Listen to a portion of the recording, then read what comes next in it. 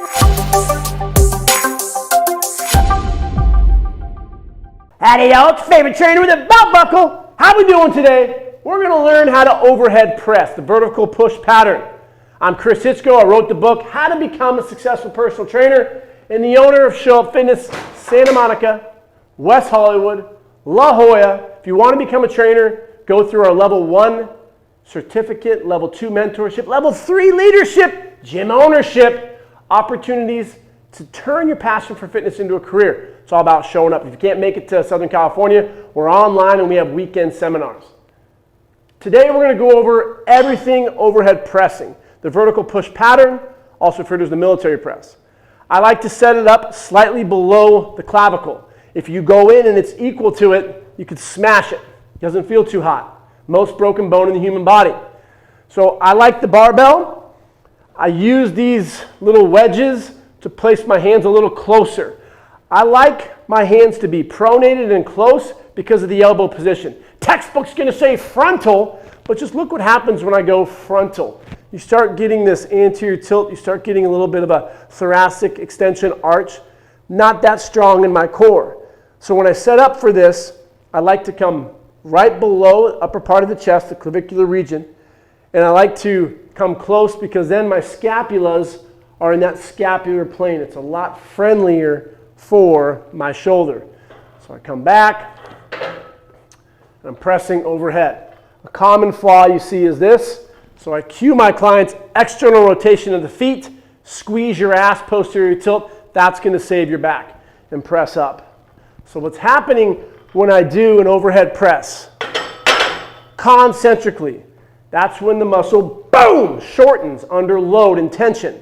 So when I press up, start with the elbow. It's a multi-jointed exercise. The elbows are extending. The main extensor of the elbow is your tricep. Boom, boom, boom, boom, triceps. Now at the shoulder, I have abduction, going away. The scapula is upwardly rotating. Upward rotation, lateral rotation used interchangeably. So my humerus, I have my anterior and medial deltoid. I hear people say, textbooks, what is the agonist during the overhead press? Your deltoids. Technically false. Put your hand up. Feel back here. That muscle is your posterior deltoid. It's not hard when you do an overhead press. The posterior deltoid extends, externally rotates, horizontally abducts. We're not doing that when we do an overhead press. We're just abducting. So it's anterior and medial deltoid. What's happening at the scapula, you have the upper traps, the lower traps, and the serratus muscles. They start here and they go underneath the scapula, and then they're going to insert on that border. They work with protraction, but also in synergy with the upper traps, lower traps, the serratus, they move it upward.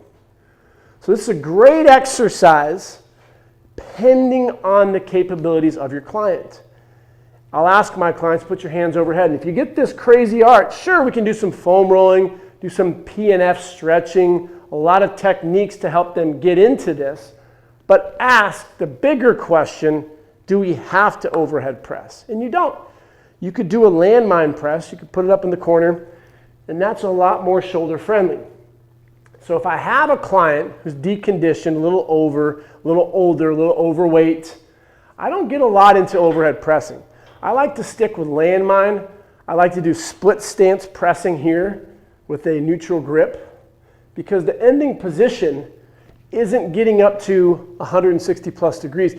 Now if you can own this and get there, it's a fine and a great exercise to do. Now some people will some people will get butt hurt over behind the neck pressing. Is that okay to do?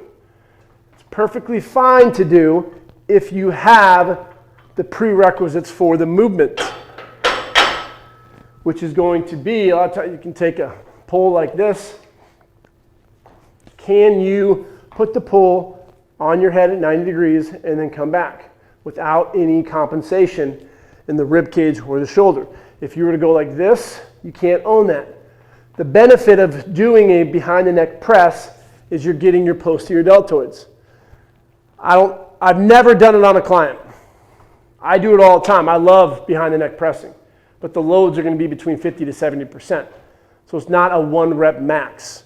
It's a lower intensity. I do it at the end of a workout for a little burnout. Make sure you're aware of the cervical region of your spine. Risk reward, not that much reward, a little higher risk. It doesn't mean you can't do it. Another complication you may find is someone who has shoulder pain. Just do a simple screen. Can you put your arms overhead? And if they're like this, if they have some pain between like a 1 to 3, 1 to 4, I'm probably not going to do a lot of overhead pressing. I'll stick below the neck, be cautious of the transverse plane, and most importantly, if there is pain, we do not train through pain. If there's pain, there's no gain. So this is everything overhead pressing, just with the barbell. The barbell weighs 45 pounds. At the elbow, we have extension, which is the triceps. At the humerus, we have abduction, which is the medial and anterior deltoid. At the scapula, we have upward rotation, upper traps, lower traps, serratus anterior. Some regressions would be a landmine, a split stance dumbbell press, and then if you have a messed up shoulder, maybe we need to eliminate for a month or longer overhead pressing. Be cautious of pain. Everything overhead, vertical press. Check out our videos to look at the other 7 core movement patterns, 8 in total, which we go over at Show Up Fitness with our core accessory plug and play programming. If you want to become a successful trainer, show up in Santa Monica, West Hollywood, San Diego, online weekend seminars, and remember, bam, keep showing up. Woohoo!